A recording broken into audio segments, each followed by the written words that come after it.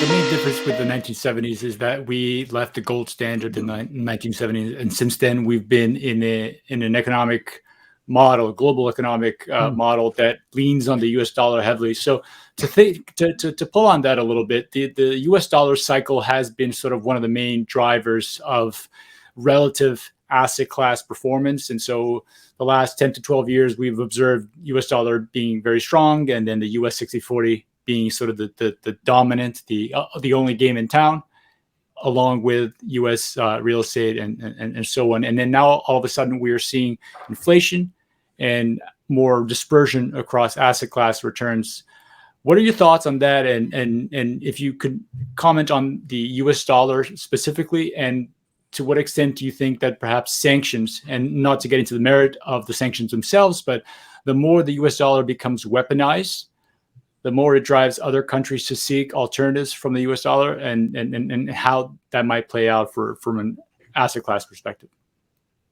Well, there is a lot to cover, but yes to most of it. One thing, just to go back to what you said at the very beginning of this portion, when you talked more about comparing 70s to the current environment, I just want to make one comment about this and about the changes. One thing that is very different right now is that we have a very different demographic situation.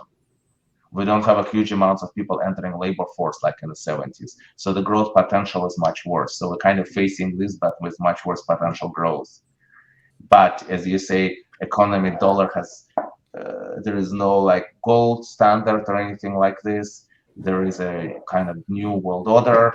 There is globalization and now possibly some partial deglobalization. I'll be honest, I find myself very conflicted on the dollar. I find that it's hard to play the dollar right now because there is a lot, like my bias for first after 2020 to be short dollar, because I was foreseeing the cycle similar to 2004, 2007. I thought we'd have kind of like a slow way to get to tightening in a very slow, reluctant way, and precious metals will go up dramatically. I was not talking gold 1900, I was talking gold 3000, right? I was thinking that dollar will weaken broadly too, more likely than not. And that was kind of my bias. I thought that emerging markets will do well. Obviously, they did horrifically badly.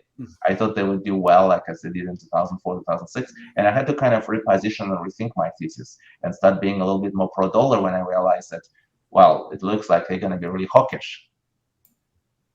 However, what is interesting is that dollar usually actually sells off at the end of the hiking cycle. So we could have a correction in the dollar. I still think that long term, I'm probably positive on precious metals. It's similar, like, well, all is good and done, like this hawkish periods. Precious metals are not so much about inflation, it's about liquidity. Maybe right now liquidity will tighten, but in the long run, central banks will probably err on the side of providing liquidity. And precious metals will probably do well. So, or at least the upside is just, if you think about like even silver going to zero versus silver going to $50, $60, which I think is a very reasonable target. The risk reward is skewed favorably to precious metals to hold them for a long time. So there are, however, a dollar versus euro, I think actually risk reward is slightly skewed towards euro being at some point hitting 120, and will it carry? Of course, obviously there's a negative carry on being long euro. So by the time it gets there, maybe it'll be just the same as kind of a wash, right?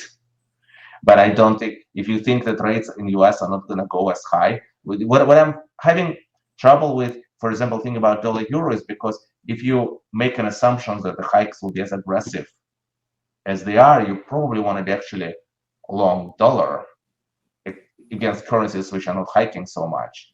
And maybe you can still be short dollar against some other currencies which are very aggressive, like New Zealand and Australia, right? If you think that the economies roll over, however, you want to be short those currencies because they're very beta driven. Basically, I can paint so many pro and con arguments. I wish I could tell you, I know people who are very bullish on dollar here. I wish I could tell you all in. This is my view. I'm not so much centering my right now. For me, like euro is more interesting right now because I feel it got really beat up because of this war, but I don't feel it's a long-term damage to where euro is going to be. Like, I don't see why this war 5 years from now, how this war will affect euro. I think like this war will affect euro, if anything, positively in terms of where it's going to be 5 years from now.